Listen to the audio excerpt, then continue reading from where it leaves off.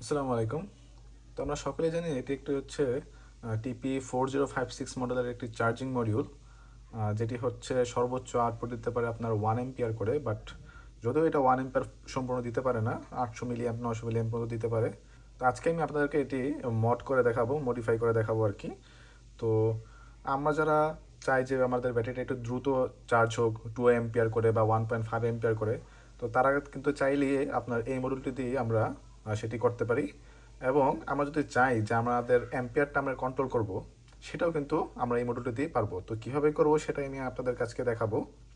আপনারা চাইলে এরকম ছোট ব্যাটারি থেকে শুরু করে 3.7 ভোল্টের যে কোনো ব্যাটারি কিন্তু আপনারা চার্জ দিতে পারবেন। আমরা জানি এই সব ছোটো ব্যাটারির ক্ষেত্রে কিন্তু আপনার এত বেশি অ্যাম্পিয়ার দেওয়া যায় না, সেই ক্ষেত্রে 0.2 অ্যাম্পিয়ার দিতে হয়, তা না হলে কিন্তু এই ব্যাটারিগুলো নষ্ট হয়ে যায়। তো আপনারা চাইলে কিন্তু এটা দিয়ে আপনার অ্যাম্পিয়ারও কন্ট্রোল করতে পারবেন, 200 মিলি অ্যাম্প, 100 মিলি অ্যাম্প, 300 মিলি অ্যাম্প, এমনকি 2 অ্যাম্পিয়ার পর্যন্ত চার্জ করতে পারবেন।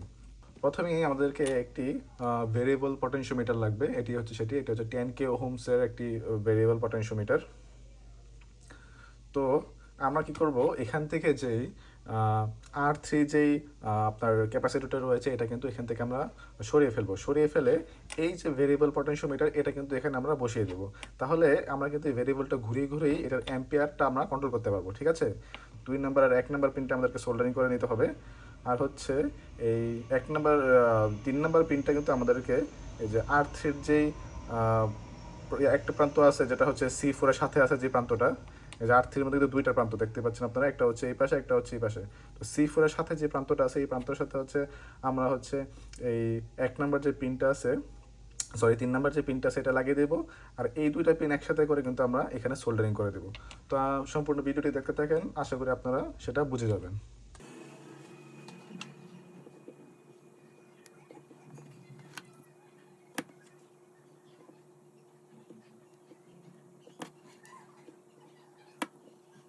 তো এখন আমরা এটার মধ্যে যেই R3 যে ক্যাপাসিটরটা আছে, এটাকে আমরা উঠিয়ে ফেলবো। খুব সাবধানতার সাথে উঠাতে হবে।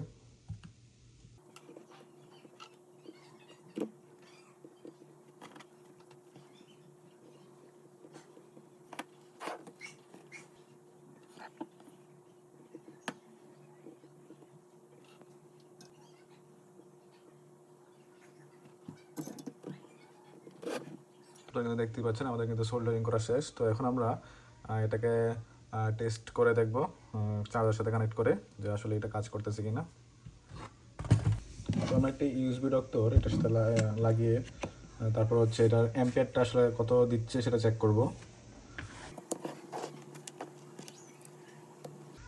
দেখতে পাচ্ছেন এখানে কিন্তু অলমোস্ট দেখতে পাচ্ছেন আপনারা, অলমোস্ট 0.84, তার মানে আচ্ছা 840 অ্যাম্পিয়ার করে কিন্তু এটা দিচ্ছে। এখন এটা কন্ট্রোল করা যায়, সেটা আমি আপনাদেরকে এখনই দেখাচ্ছি। দেখেন আমি একটু ঘুরাইছি, ঘুরানোর সাথে কিন্তু অ্যাম্পিয়ারটা আস্তে আস্তে কমে যাচ্ছে। ঠিক আছে, তাহলে একটু ঘুরাই। এখন কিন্তু অ্যাম্পিয়ার একদম 480 অ্যাম্পিয়ারে কিন্তু চলে আসছে, একদম 480 অ্যাম্পিয়ারে চলে আসছে। ঠিক আছে, তো আপনারা চাইলে এটা যত ইচ্ছা তত কিন্তু আপনারা কমাতে পারবেন। দেখেন আমি আরও ঘোরাচ্ছি, এখন কিন্তু দেখেন 410 অ্যাম্পিয়ারে চলে আসছে। ঠিক আছে, তো এখন আমি একটু উল্টা দিকে ঘুরাই দেখি যেটা আসলে বাড়ি কিনা।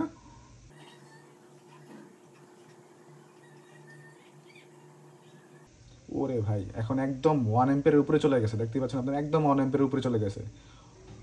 1.4 এম্পিয়ার। তো এর উপরে যদি আপনারা বাড়াতে চান, তো সেই ক্ষেত্রে আমার ব্যাটারিতে অলরেডি অনেকটুকু চার্জ আছে, সেই জন্য হয়তো বা এটা বেশি লোড টানতেছে না। আর আপনারা যদি এর উপরে যদি অ্যাম্পিয়ার দিতে চান, সেই ক্ষেত্রে অবশ্যই আপনারা এই আইসিটাতে একটা হিটসিং ব্যবহার করবেন। ঠিক আছে, এই যে TP4056 যে আইসিটা আছে, এটাতে কিন্তু আপনারা একটা হিটসিং ব্যবহার করবেন। হিটসিং ব্যবহার না করলে কিন্তু আইসিটা খুব দ্রুত নষ্ট হয়ে যাবে, এখন অনেক গরম হয়ে গিয়েছে। আপনারা মাস্ট কিন্তু একটা হিটসিং এখানে ব্যবহার করবেন। তো এই ভেরিয়েবলটার মাধ্যমে আপনারা কিন্তু খুব সহজেই আপনাদের এই ব্যাটারিগুলো খুব দ্রুত চার্জ করতে পারবেন। সেক্ষেত্রে আপনারা এরকম ব্যাটারি চাইলেও কিন্তু আপনারা এটাতে চার্জ করতে পারবেন এখন থেকে। কারণ হচ্ছে আপনারা চাইলেই এখন আপনারা অ্যাম্পিয়ার কমা দিতে পারতেছেন, চাইলেই বাড়া দিতে পারতেছেন। সো এই জিনিসটা আসলে অনেকটাই হেল্পফুল করে আমাদেরকে। কারণ অনেক সময় দেখা যাচ্ছে আমাদের দুইটা ব্যাটারি একসাথে চার্জ করতে হয়, সেই ক্ষেত্রে কিন্তু এই মডেলটা লাগাইলে 500 কিংবা 600 অ্যাম্পিয়ার করে আপনার চার্জ করে। তো সেই ক্ষেত্রে যদি আমরা এই সিস্টেমটা ইউজ করি, সেই ক্ষেত্রে কিন্তু খুব দ্রুত কিন্তু আমরা আমাদের ব্যাটারিটিকে চার্জ করতে পারবো। সো আজকে এই পর্যন্তই। আর অবশ্যই আমার চ্যানেলকে সাবস্ক্রাইব করতে ভুলবেন না। আপনারা অনেকেই আমার ভিডিও দেখেন কিন্তু আসলে কেউই তেমনভাবে সাবস্ক্রাইব করেন না। তো প্লিজ আমার ভিডিওতে সাবস্ক্রাইব করবেন, কমেন্ট করবেন, লাইক করবেন আর বেশি বেশি করে শেয়ার করে দিবেন। তো আজকে এই পর্যন্তই। আল্লাহ হাফেজ।